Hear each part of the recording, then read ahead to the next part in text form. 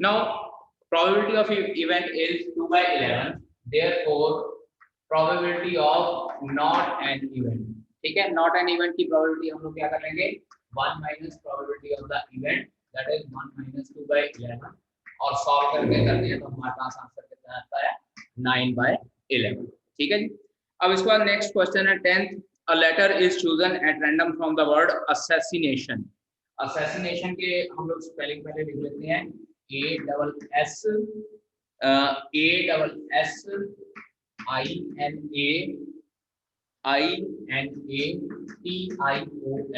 ठीक है। अब इस क्वेश्चन में हम लोगों को ये कहा गया one letter is chosen, find the probability that the letter is a vowel, second one is the letter is a consonant। पहले total number of words count कर लेते हैं 1 2 3 4 5 6 7 8 9 10 11 12 and 13। टोटल वर्ड हमारे पास है 13। इसमें से वॉवल काउंट करते हैं, हमारे पास कितने आ जाते हैं 1 2 3 4 5 और 6 वॉवल्स हैं हमारे पास, और कॉन्सोनेंट कितने हैं 7 हो जाएंगे। तो therefore number 1 probability of vowel की प्रोबेबिलिटी कितनी हो जाएगी, it will be equals to 6 by 13, and secondly probability of consonant कितनी हो जाएगी हमारे पास 7 by 13, ठीक है जी। नोट कीजिए बेटा इसको। Now 11th question, total natural number में कितने हैं हमारे पास 6 है, 20 है, 6 नहीं है 20 है, ठीक है। अब यहाँ पे ये कहा गया है कि person will win the lottery if, जो उसने 6 नंबर चूज किए हैं वो 6 नंबर लॉटरी कमेटी के जैसे जो उन्होंने सिलेक्ट किए होंगे उसके साथ मैच करेंगे। तो डायरेक्टली मैं यहाँ पे लिखूंगा प्रोबेबिलिटी ऑफ विनिंग क्या हो जाएगी, that will be equals to 1 divided by 20c6। अब 1 डिवाइडेड बाय 20c6 कैसे हो जाएगा, बंदा लॉटरी जीतेगा तभी जीतेगा अगर उसका जो नंबर उसने चूज किया हुआ होगा वो नंबर लॉटरी कमेटी के साथ मैच करेगा। लेट अस कंसीडर 6 डिजिट है उसका 1 2 3 4 5 एंड 6, ये 6 नंबर उस पर्सन ने चूज किए हुए हैं, यानी कि उसके पास तो सिंगल केस है, और टोटल नंबर ऑफ केसेस हमारे पास कितने हो जाएंगे 20c6। Total number of cases 20c6 कैसे हो जाएंगे, जैसे कमेटी ने चूज किए होंगे, और कमेटी ने चूज किस तरीके से करने हैं 20 में से कोई 6 नंबर सिलेक्ट करने हैं, और 20 में से कोई 6 नंबर सिलेक्ट करने हैं, then it means you have to apply combination. अब इसके बाद आपकी चॉइस है कि आपने इसको सॉल्व करना है या इसको यहीं पे छोड़ देना। अदरवाइज अगर कॉम्बिनेशन का फॉर्मूला लगाते हैं तो ये आता है 20 factorial over 14 factorial into 6 factorial. इसको टॉप फ्लोर पे ले जाते हैं 14 factorial into 6 factorial over 20 factorial. अगर आप इसका आंसर यही छोड़ना चाहते हैं तो यही छोड़ सकते हैं, और फर्दर सॉल्व करना चाहते हैं तो फर्दर भी सॉल्व किया जा सकता है, ठीक है। नाउ 13th क्वेश्चन, अब यहाँ से देखा है बेटा fill in the blanks of the following table. 13th question first part. अब बेटा यहाँ पे एक हम लोगों को क्या है प्रोबेबिलिटी ऑफ ए, दूसरी probability of B, then probability of A intersection B, and after that probability of A union B. और यहाँ पे ये 4 कॉलम दिए हैं, इन 4 कॉलम में से जो कॉलम खाली होगा we have to fill that column, और उस कॉलम को फिल करने के लिए फॉर्मूला हम लोग कौन सा लगाएंगे, probability of A union B is equals to probability of A plus probability of B minus probability of A intersection B. ये फॉर्मूला हम लोग अप्लाई करेंगे यहाँ फिल इन द ब्लैंक्स करने के लिए। अब जैसे यहाँ पहला पार्ट है 1/3 है यहाँ पे first part, second part 1/5, third part 1/15, and we need to find out A union B. तो बेटा जी ए यूनियन बी का ये फॉर्मूला लगाते हैं। We know that the short form है, वी नो दैट, ठीक है। We know that probability of A union B is equals to probability of A plus probability of B minus probability of A intersection B। सारी values put करते हैं, it implies probability of A union B will be equals to 1/3, 1/5 minus 1/15। LCM लेते हैं, 15 LCM आ जाएगा, it will be 5 plus 3 minus 1, और solve करने के बाद हमारे पास आंसर आता है 7/15। So we can say that A union B is equals to 7/15 in this case, ठीक है। Similarly, second और third part, ठीक है, फॉर्मूला यही यूज होगा, probability of A union B equals to probability of A plus probability of B minus probability of A intersection। और जो चीज आप लोगों ने फाइंड आउट करनी है वो चीज आप लोगों ने फॉर्मूले में पुट करके सॉल्व कर लेनी है। ठीक है बेटा, नोट कीजिए इसको। चलिए नाउ क्वेश्चन नंबर 14। अब यहाँ 14 क्वेश्चन है, हम लोगों को बेटा गिवन है probability of event A is equals to 3/5, उसके बाद probability of event B is equals to 1/5, और यहाँ हम लोगों को ये कहा गया है कि फाइंड प्रोबेबिलिटी ऑफ A और B। और अगर याद होगा तो वर्ड जो और है वो यूज किया जाता है यूनियन के लिए, तो means to say we need to find out A union B। साथ में ये कंडीशन भी गिवन है if A and B are mutually exclusive event. ठीक है, तो अब यहाँ पे लिखेंगे solution because A and B are mutually exclusive, it implies A intersection B will be equals to 5 और it implies probability of A intersection B will be equals to 0। ठीक है, इंटरसेक्शन क्योंकि डिसजॉइंट सेट है तो उनकी probability 0 हो जाएगी। Therefore probability of A union B is equals to probability of A plus probability of B minus probability of A intersection B। Value put कर देते हैं, A इंटरसेक्शन B की वैल्यू तो 0 है, probability of A is 3/5 plus 1/5, तो हमारे पास total answer कितना आ जाता है 4/5। ठीक है बेटा जी। Now question number 15, capital E and capital F are events such that 15th question probability of E is equals to 1/4 and probability of F is equals to 1/2, probability of E and F is equals to 1/8।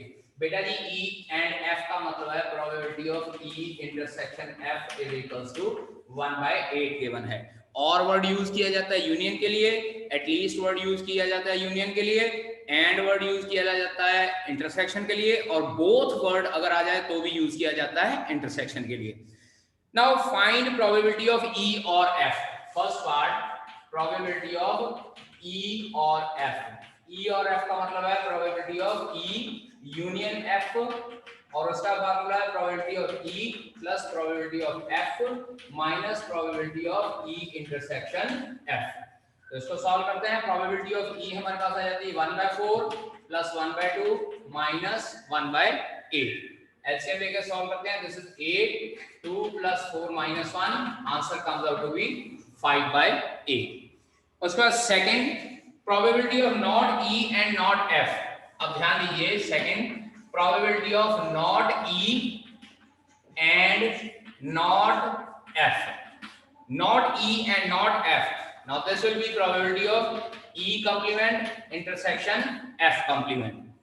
And word use किया जाता है intersection के लिए, तो E complement intersection F complement, and this is equals to probability of E union F whole complement. साथ में लिखेंगे by de Morgan's law, de Morgan's law.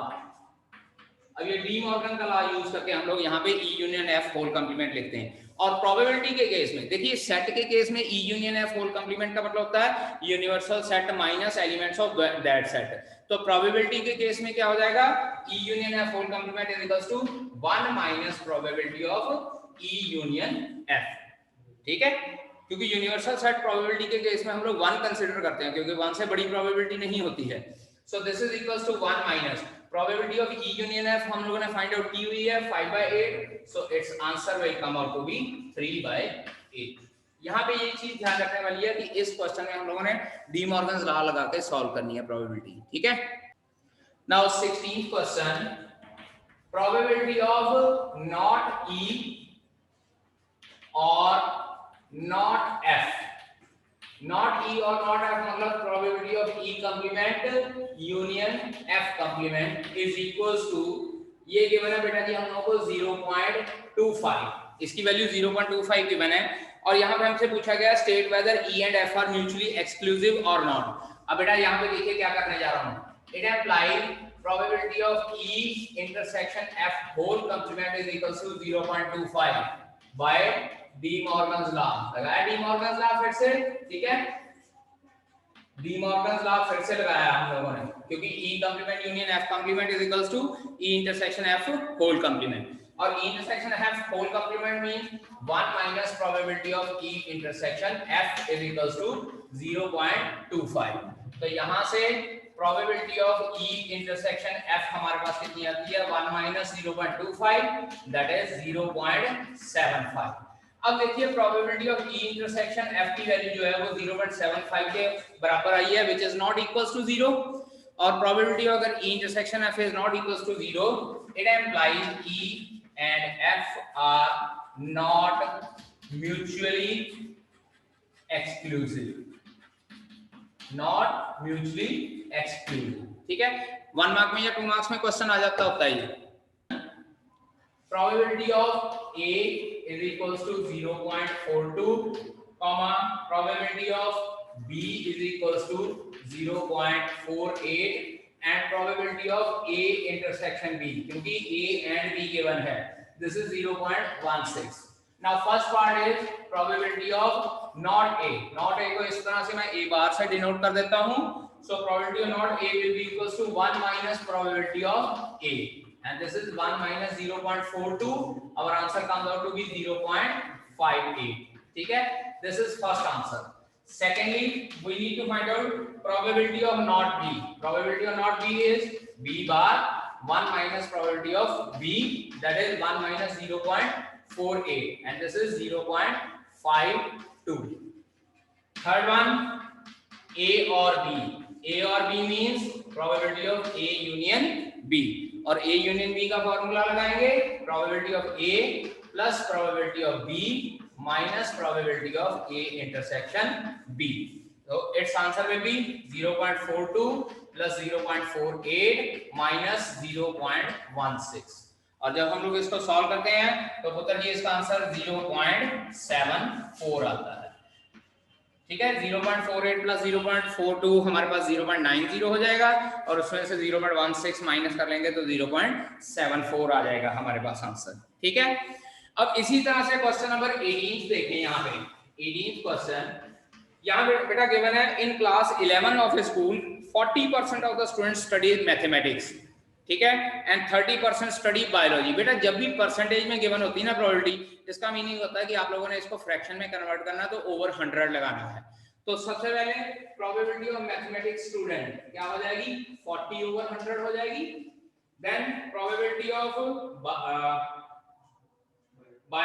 Probability of biology that is 30 over 100, और उसके बाद ये कहा गया है कि 10% of the class study both mathematics and bio, तो probability of M intersection B will be equals to 10/100। अब इसको चाहे आप लोगों ने कैंसिल करना है, कैंसिल करके 4/10, 3/10 और 1/10 लिखना है तो ऐसे लिख सकते हैं, अगर नहीं तो आप लोग एज इट इज छोड़ सकते हैं। इसके बाद हमको कहा है find the probability that the student will be studying both studying mathematics और बायोलॉजी, और वर्ड गिवन है तो what we need to find out, union. तो it implies probability of M union B is equals to probability of M plus probability of B minus probability of M intersection B। 40 over 100 plus 30 over 100 minus 10 over 100, तो ये हमारे पास answer आ जाता है 60/100। अब यहाँ बेटा ध्यान दीजिए, यहाँ पे लिखा है find the probability that he will be studying mathematics और बायोलॉजी। तो आपका क्वेश्चन परसेंटेज में था, चाहे आप इसको एज इट इज छोड़ सकते हैं या इसके बाद अगर आंसर लिखना है तो therefore 60% of students study both mathematics और बायोलॉजी। ठीक है, in this question it is given that in a class of 62 students 30 opted for NCC। ऐसे लिखते हैं NCC के लिए 30 स्टूडेंट हैं, NSS इसके लिए 32 हैं, और 24 ऑप्टेड फॉर, मतलब NCC इंटरसेक्शन NSS 24 है। इसको ऐसे कर लेते हैं बेटा जी, this is E1, this is E2 and this is E1 intersection E2। ठीक है, NCC को एलिमेंट E1 ले लेते हैं, NSS को एलिमेंट E2 ले लेते हैं। हाँ जी, if one of the students is selected at random, find the probability that student opted for NCC or NSS। पहले यहाँ पे प्रोबेबिलिटी ऑफ E1 निकाल लेते हैं। E1 की प्रोबेबिलिटी 30/60 आ जाएगी बेटा जी, क्योंकि टोटल स्टूडेंट्स 60 हैं। और प्रोबेबिलिटी ऑफ E2 हमारे पास कितनी आ जाएगी, 32/60, and probability of E1 intersection E2 that will be equals to 24/60। ठीक है, अब बात करते हैं फर्स्ट वन, वो हम लोगों को गिवन है E1 union E2 find out करना है। क्या होगा formula, probability of E1 plus probability of E2 minus probability of E1 intersection E2। Second है student has opted for neither for NCC not for NSS। तो second case probability of E1 complement intersection E2 complement. तो ये हो जाएगा probability of E1 union E2 whole complement, और उसका answer हो जाएगा 1 minus probability of E1 union E2। यहां से आपके पास probability of E1 union E2 आ गया है, यहां आप लोग वैल्यू पुट कर सकते हैं and you can find out the answer. और थर्ड पार्ट है student opted for NSS but not NCC, probability of E1 E2 minus E1, E2 minus E1 मतलब probability of E2 intersection E1 complement. ये complement सिर्फ E1 के ऊपर है, तो इसका फार्मूला लिखेंगे probability of E2 minus probability of E1 intersection E2। तो ये आ जाएगा आपके पास 32/60 माइनस 24/60, 8/60 आ जाएगा। बाकी उसके बाद फिर अगर 4 की टेबल पे कैंसिल आउट करना तो 2/15 विल बी योर आंसर। ठीक है बेटा जी।